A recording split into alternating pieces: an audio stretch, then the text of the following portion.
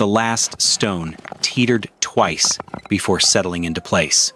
Holden Mercer threw his full weight behind the lever, driving it down as the wind roared across Red Hollow Basin, carrying the hard metallic taste of an oncoming storm. After 11 grueling weeks wrestling red stone, the horseshoe wall finally stood 8 feet tall, thick enough to defy the winter. Then came the sound. Crack, sharp, final. The sound of breaking. A fracture spiderwebbed across the top course of stone. The night's cold had already won, before the work was even finished. And at that exact moment, Benedict Shaw, the man who owned the valley, pulled his horse to a stop. His eyes swept over the unfinished work as he delivered his verdict. A stone wall won't feed a family through a Montana winter. There was no cruelty in his voice. That made it worse. As Shaw's silhouette faded, Holden stepped inside his wall. Outside, the wind still raged. Inside, the air was nearly still. He pressed his bleeding hand against the stone. It still held a faint trace of the day's warmth. Not much, but it was everything. Do you believe a flicker of warmth is enough to defy a Montana winter? That crack wasn't the end. It was only the beginning. To find out if this fracture becomes the foundation of their hope or its tombstone, hit follow and discover the story of Red Hollow. Spring reached Montana territory slowly in 1881. Not with warmth, not with softness. The snow simply loosened its grip a little at a time, until wagon wheels could move again through the basin roads. That was when Holden Mercer and his wife Elias arrived in Red Hollow Basin after nearly 6 years drifting between rail camps across Nebraska and the Dakota line. Holden had worked as a survey assistant for a freight route company pushing supply roads farther north. Most men on those crews learned distances. Holden learned terrain. He noticed things other men ignored. Rock held heat longer than open soil after sunset. Snow melted first beside dark cliff walls. Wind changed character near canyon bends, splitting apart or folding back on itself depending on the shape of the land. He stored observations the way some men stored ammunition. Red Hollow Basin looked affordable for a reason. Benedict Shaw explained the property without embellishment when he walked them across the ground that first afternoon. The soil was alkaline, too much red stone close to the surface. Wind funneled hard through the basin once winter settled in. The growing season stayed short, even in good years. Most people in town believed the land was useful only for grazing thin cattle and disappointing hopeful settlers. Elias liked it immediately, not the ground itself. The cliff, a long wall of red sandstone, rose behind the dry gulch on the southeastern edge of the property. Late sunlight still clung to the stone, even after shadows had swallowed most of the valley floor. She stopped walking and looked at it for a long moment. "That rock's holding the day longer," she said quietly. By then the air around them had already turned cold, but the cliff had not. Holden looked at the sandstone face glowing copper in the last light of evening, while the rest of Red Hollow Basin faded toward blue-gray darkness. He did not answer her. He simply remembered it. The first winter in Red Hollow Basin stripped away Holden Mercer's early confidence faster than he expected. The cabin survived, but the land did not cooperate. Cold winds crossed the basin at strange angles and froze the ground deeper than local farmers had warned. The Mercer garden failed almost immediately after the first hard freeze. Seed rows disappeared beneath ice-packed soil, while snow drifted unevenly around the red sandstone cliff behind the cabin. Most men in the valley blamed bad weather and moved on. Holden started watching patterns instead. He noticed snow melted faster near dark stone than open ground. Certain patches beside the cliff stayed softer after sunset. Gravel held warmth longer than pale soil once daylight disappeared. Then, one January morning, Elias stepped outside at dawn and found the cliff face still releasing faint warmth, while the rest of the basin remained locked beneath bitter cold. That moment stayed with Holden. Maybe survival in Montana was not about producing more heat. Maybe it was about learning where heat refused to die. When spring thaw finally arrived, most of their first planting failed in the frozen ground beneath the mud surface. Red Hollow saw failure. Holden saw a question that still had not been answered. By the end of that first failed season, Red Hollow Basin had already decided what Holden Mercer was: not a farmer. not a builder.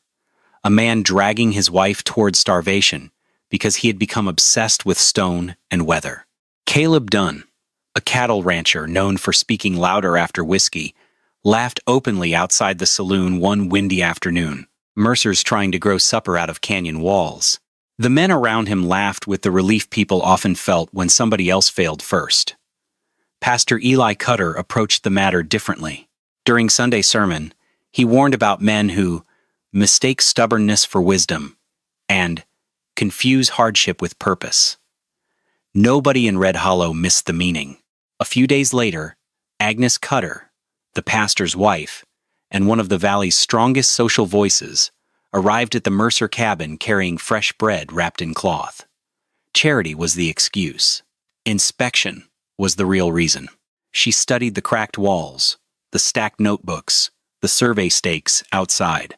Then she asked Elias quietly if she truly intended to stay through another winter there. Elias never became defensive.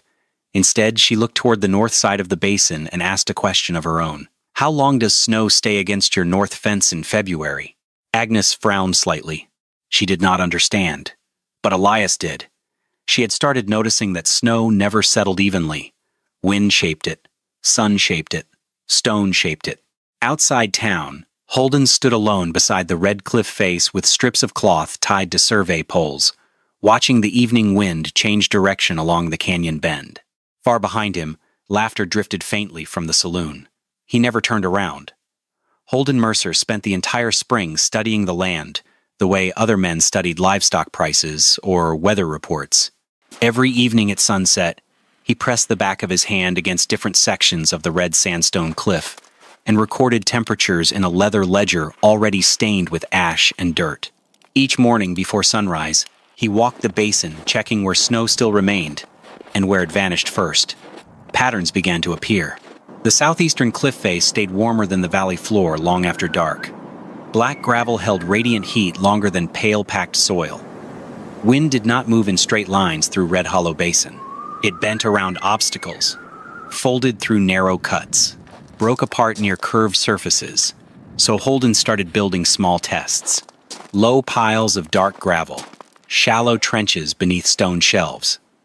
Thin muslin stretched over crude cedar frames and coated with boiled linseed oil to trap warmth. Some experiments worked for a while. One failed badly. After a wet freeze in late April, moisture condensed beneath a muslin frame during the night. By dawn, the inside had frozen solid. Every sprout beneath the cloth died under a thin layer of cloudy ice. Elias found Holden sitting beside the frame before sunrise.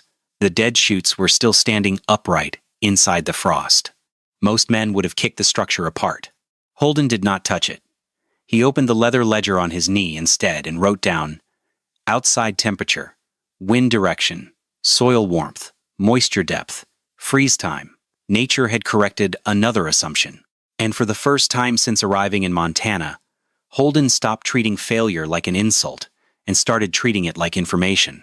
Miriam Mercer, Holden's widowed mother from Iowa Bluff Country, arrived in Red Hollow Basin near the end of summer in 1882 aboard a freight wagon carrying flour sacks, mining tools, and 2 small cloth bundles filled with seeds. She brought frost beans from Iowa Bluff Country, cold hardy mustard greens, and 40 years of watching how winter moved across exposed farmland. Unlike Holden, Miriam did not begin with measurements. She touched things first: the soil, the gravel, the stone face behind the gulch. She stood still during wind shifts and watched dust move across the basin floor without speaking a word. For 2 days, she said almost nothing about Holden's plans. Then, on the third evening, she studied the row of stakes he had placed for the future wall and finally spoke. "The wall's wrong." Holden looked up sharply from the ledger in his lap. He thought she meant the entire idea. But Miriam shook her head and pointed toward the western side of the basin where the crosswinds narrowed before entering the property. "A straight wall will stack snow pressure right against your frames," she said. "Winter will bury the warm ground you're trying to protect." She took a dead willow branch and drew directly in the dirt beside the cabin. Not a straight enclosure. A curve, wide at the center, narrow at the opening, like a horseshoe bent toward the southeast cliff. As she finished the last line, a gust rolled down from the foothills and split naturally around the shape she had traced in the dust. Elias noticed it first. Holden noticed a second later. Miriam said nothing more after that. She simply folded the seed cloth packets closed again while the evening wind curved exactly where she said it would. Benedict Shaw arrived at the Mercer cabin during the first week of autumn in 1883 carrying debt papers folded inside his coat. The overdue balance had reached the point where even Shaw's patience was thinning. "If the account isn't settled by March," he said flatly, "the homestead comes back to me." Holden never argued, never begged for more time. Instead, he looked toward the red sandstone cliff behind the cabin and asked one quiet question. "Have you ever stood against that cliff after sunset in January?" Shaw glanced once toward the rock face glowing dimly in the evening light, but he never answered. That night, the three Mercers spread every note across the kitchen table beneath a smoking oil lamp: wind charts, gravel temperatures, freeze records, sun maps, wall sketches curved like a horseshoe. The numbers told the truth clearly enough. There was no realistic way to earn enough money before spring. Only one possibility remained. The land itself would have to produce food through winter. Outside, the first hard winds of approaching cold season began striking the cabin walls, while the cliff behind the house continued holding warmth long after the valley floor had turned dark. Work on the wall began 3 days later.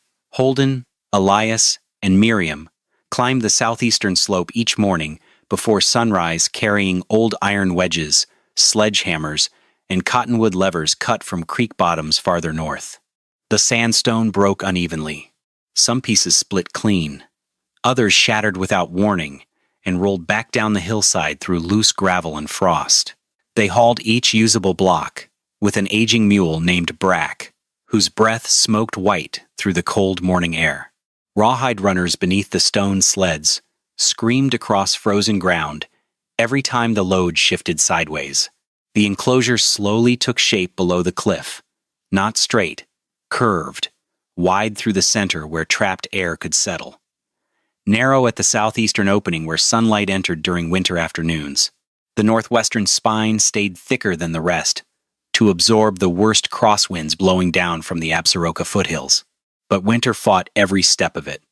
One section of retaining wall shifted nearly half an inch after a hard overnight freeze lifted the ground beneath the foundation stones. A crosswind storm created a snowdrift, exactly where Holden had planned to build the first growing frames. 3 nights later, the original gravel heat bed lost nearly all stored warmth after shifting winds stripped heat away faster than the stones could release it. Holden wanted to tear apart the entire western section and rebuild everything from the ground up. Miriam stopped him before dawn the next morning. "You don't fight winter head-on," she said.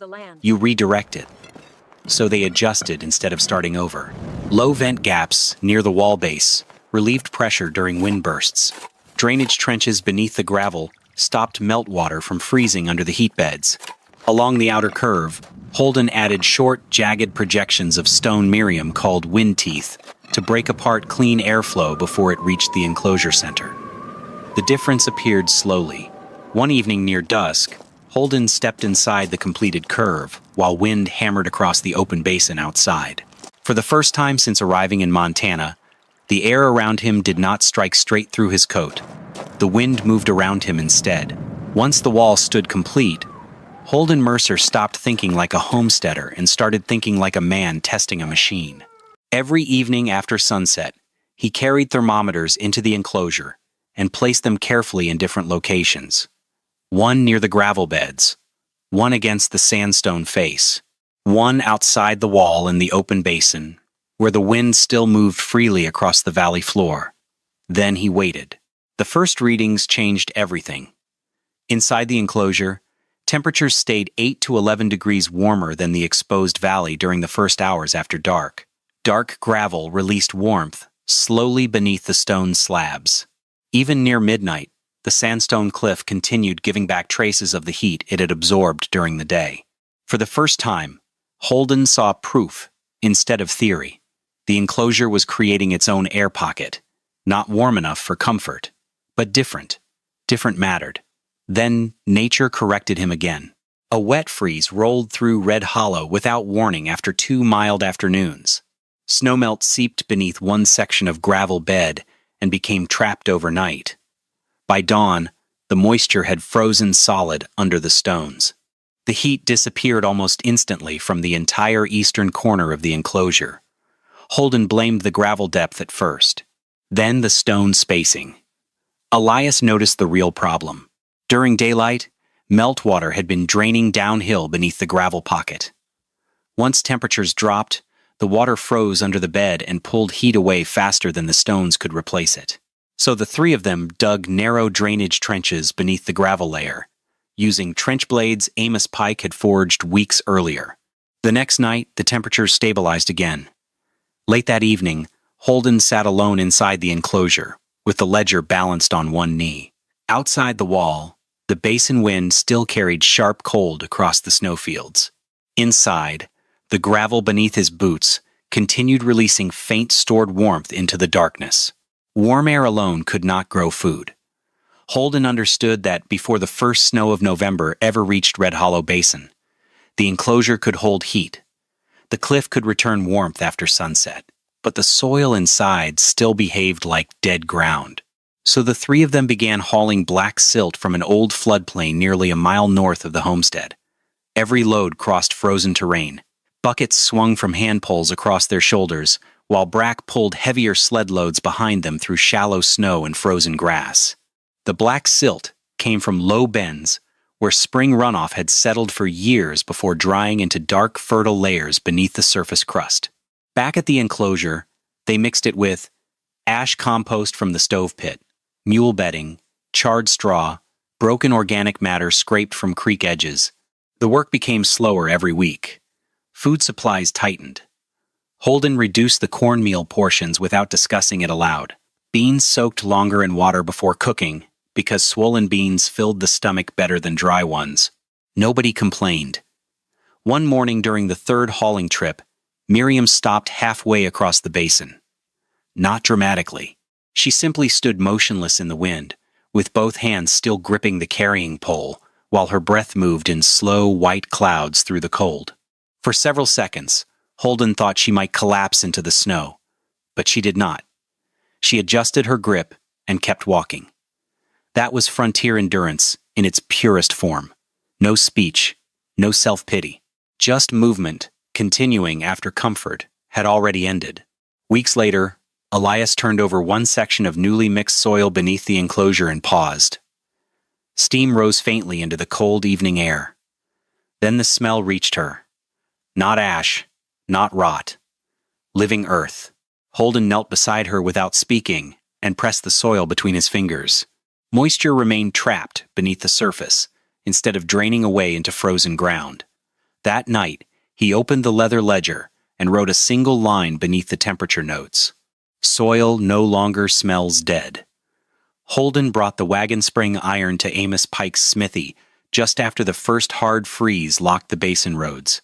The blacksmith studied the metal pieces, spread across the workbench, while forge heat rolled through the dim wooden shop in slow waves. Holden did not ask for ordinary farming tools. He wanted narrow trench blades for drainage cuts beneath gravel beds, shallow heat hose designed to move warm surface soil without exposing colder layers underneath, curved stone scrapers for shaping airflow channels between the enclosure walls. Amos listened carefully, even while suspicion stayed visible on his face. Most men in Red Hollow still believed Holden Mercer had lost practical sense somewhere between the cliff wall and the notebooks. But the tool designs themselves were difficult to dismiss. The shapes had purpose behind them. From the back room came the sound of coughing again. Lucy Pike stepped into the doorway, holding a blanket around her shoulders.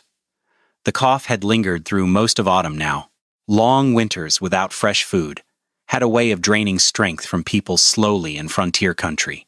She looked at the drawings beside Amos's anvil. "I'd trade near anything," she said quietly, "for something green in February." The smithy fell silent after that. Amos picked up one of Holden's sketches again and turned it toward the forge light. Finally, he nodded once. "I'll make the tools," he said. "You bring me part of the first winter harvest." Outside the open smithy doors, loud laughter suddenly rolled across the frozen street. Caleb Dunn stood near the saloon porch, shaking his head. Mercer's fixing to feed his wife gravel and canyon rocks. Several men laughed with him. Inside the smithy, Holden never reacted. Amos simply lifted his hammer. A second later, iron struck the anvil hard enough to drown the laughter outside. The first sign appeared as a thin, uneven line beneath the southeastern cliff after a week of deep cold. Elias noticed it while carrying ash from the stove pit. Snow had melted there, not much, only a narrow strip no wider than a boot heel, but the rest of the basin remained locked solid beneath hard white frost. Holden dug into the ground below the melt line before sunrise the next morning. Nothing. Only frozen shale and damp stone. For 3 more days he kept digging shallow test holes along the cliff base while the wind sharpened across Red Hollow Basin. Still no water. Then Miriam climbed down into the trench, looked once at the exposed layers, and shook her head. "Too high," she said. "Water hides deeper once the freeze settles." So Holden dug beneath the red shale shelf instead of through it. That was where they found it. A slow thaw seep moving silently under the rock face. Thin as twine. Barely enough to darken the stone beneath it, but moving. That mattered more than volume. The 3 of them built carefully after that. A narrow trench lined with flat stone, a shallow holding basin, an overflow channel to relieve freeze pressure during cold snaps. Then winter struck the system again. One brutal overnight freeze locked the trench solid. Expanding ice split part of the clay seal near the basin edge and pushed water backward beneath the gravel beds. Holden stood over the damage near dawn, with both hands hanging useless at his sides. For the first time in months, the system looked close to collapse. Miriam crouched beside the broken section and pressed loose gravel into the base beneath the channel. "Hard clay breaks," she said calmly. "Flexible seams move." They rebuilt the trench with softer clay joints and gravel beneath the water path, so freeze pressure could shift without shattering the system apart. On the 5th morning after the repair, the temperature stayed below 0 again. But the water still moved, only a thin silver thread beneath the snow. Elias dropped to one knee beside the basin and stared at it for a long moment, while white breath drifted around her face. Then she began to cry quietly, not because the flow was strong, because it never stopped. Old Vera Bell arrived at the Mercer enclosure during the first week of December, while light snow drifted across the basin in slow, uneven ribbons.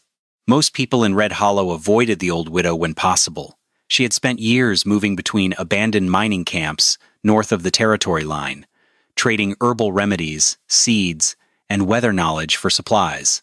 Some called her strange. Others simply called her old. Vera stopped outside the stone gate without announcing herself.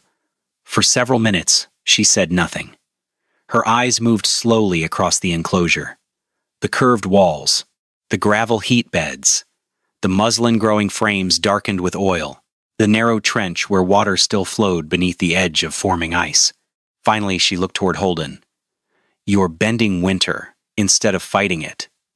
It was the first time anyone outside the Mercer family had understood the system immediately. From inside her coat, Vera removed several small cloth packets tied with faded cord. Miners' lettuce seeds from northern camps. Frost beans adapted to shallow, rocky soil. A bitter mustard strain miners once grew beside heated stone foundations near abandoned silver works. But she refused to hand them over right away. "Only if you write everything down," she said. Holden frowned slightly. Vera pointed toward the leather ledger resting near the enclosure wall. "Methods, temperatures, failures, adjustments. All of it." The wind moved softly along the curved stone behind her. "Knowledge dies faster than men out here." That sentence stayed with Holden long after she left the basin. Until then, the ledger had mostly been practical. Numbers, measurements, wind directions, freeze times. That night, something changed. He began recording why systems failed, why moisture trapped beneath gravel, why rigid clay cracked under freeze pressure, why curved walls redirected snow instead of collecting it.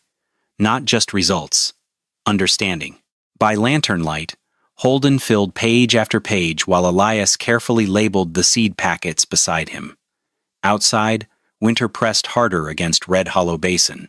Inside the enclosure, forgotten knowledge had started growing roots again. Then came the cold that nearly ended everything. The temperature dropped to 24 below zero and stayed there for days. Crosswinds shifted unexpectedly through the basin and pushed snow against the southeastern opening of the enclosure. Sunlight exposure narrowed hour by hour beneath growing drifts. 2 cold frames failed completely. The muslin coverings froze stiff before dawn. Bitter mustard collapsed beneath the ice in dark flattened rows. Even the gravel beds began losing stored warmth faster than the stone could replace it. For the first time since building the enclosure, Holden Mercer stopped believing the system would survive. Late one night, he sat beside the dying stove fire and quietly considered selling the homestead back to Benedict Shaw in spring. Hired labor on freight routes suddenly sounded easier than another winter of failure. Elias never argued with him. She only listened. Across the dark cabin, Miriam lay awake beneath blankets, reciting information from memory into the darkness.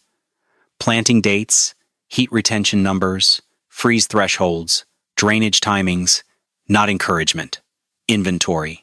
The structure still existed, even if morale did not. Before sunrise the next morning, Holden walked alone to the enclosure, expecting to find everything dead. The first frame was gone. The second had frozen solid. The third collapsed inward beneath drifted snow. Then he reached the 4th frame near the lower stone curve beside the cliff. Inside, one miner's lettuce sprout still stood upright beneath the frosted muslin. Tiny, pale green, barely alive. Holden checked the thermometers with shaking hands.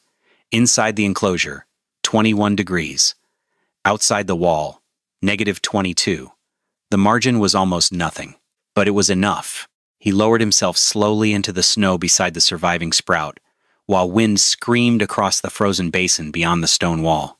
By the final week of January, the enclosure stopped looking like an experiment and started looking like survival.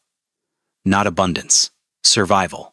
Miner's lettuce spread low across the warmest gravel sections nearest the cliff wall. Bitter mustard greens thickened slowly beneath the muslin frames. Frost beans climbed weakly along narrow supports, where trapped warmth lingered longest after sunset.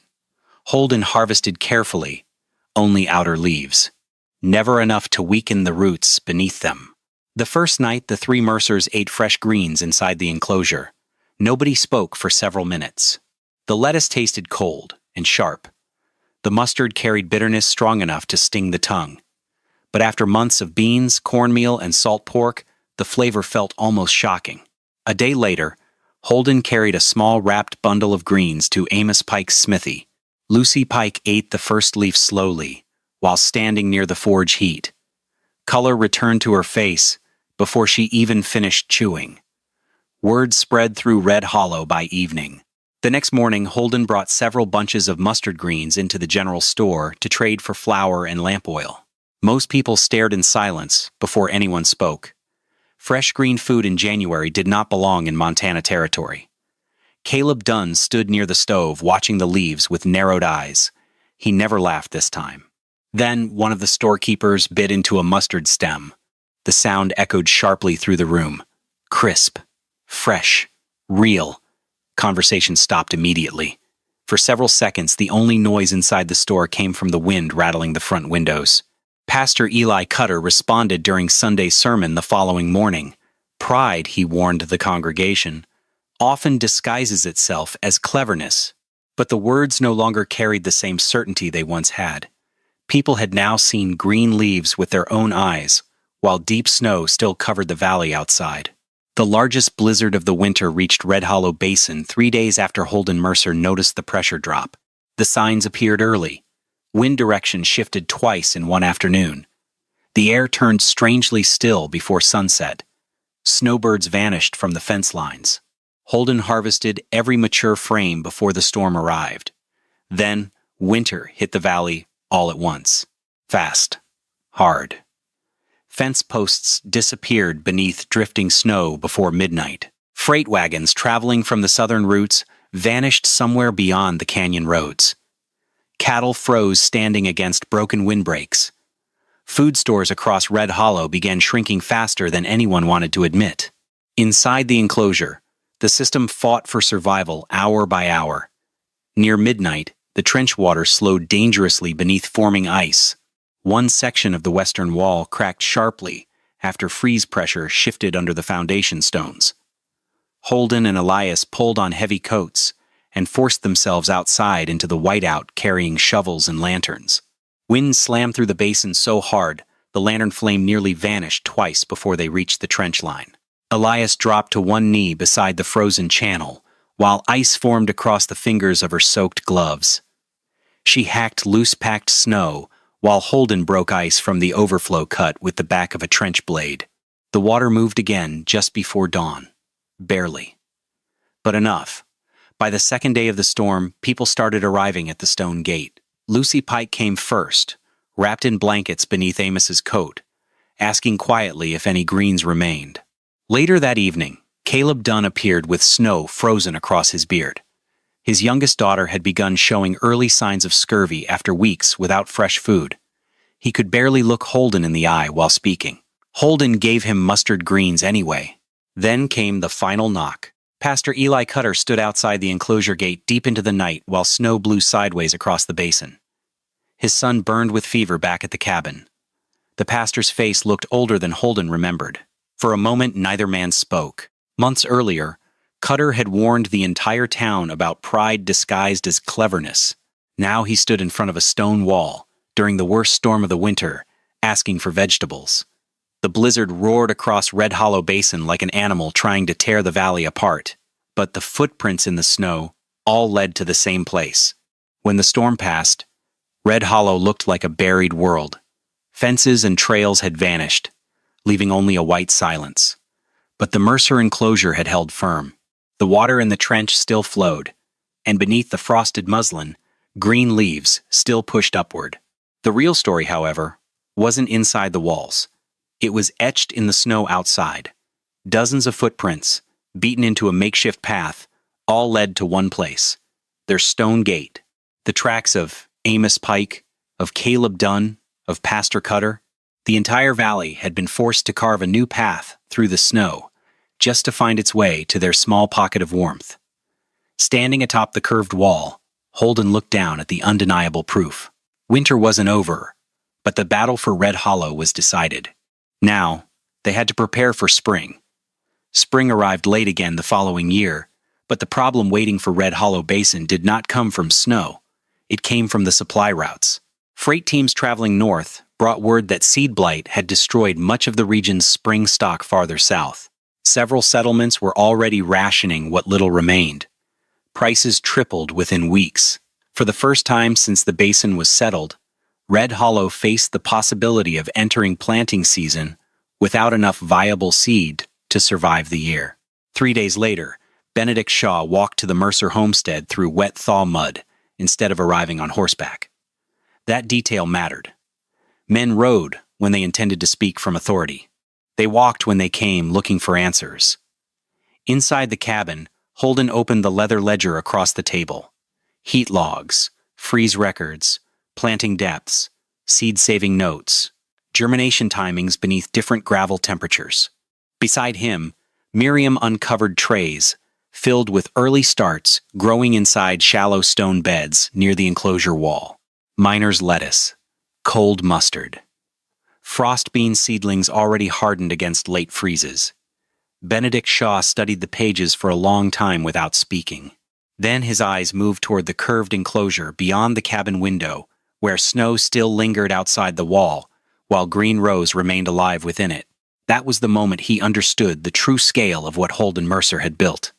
Not simply a surviving homestead, a cold-season agricultural system capable of keeping seed alive through Montana winter. The change spread slowly after that, then everywhere at once. By midsummer, curved stone wind walls appeared beside small gardens across the valley outskirts. Muslin-growing frames rose behind cabins that had once mocked the idea openly. Gravel beds, fed by narrow trench channels, began showing up near livestock sheds and creek banks. Even Caleb Dunn built a half-circle stone barrier behind his horse barn before the next winter arrived.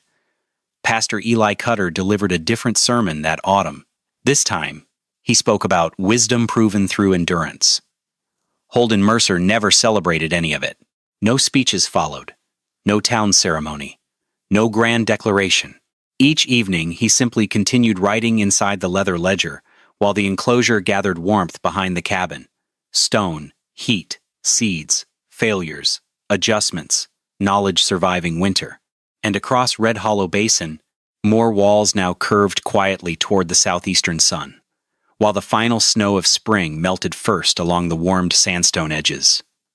And looking back at Red Hollow Basin, do you think Holden Mercer was truly farming vegetables? Or was he really learning how to trap summer itself inside stone?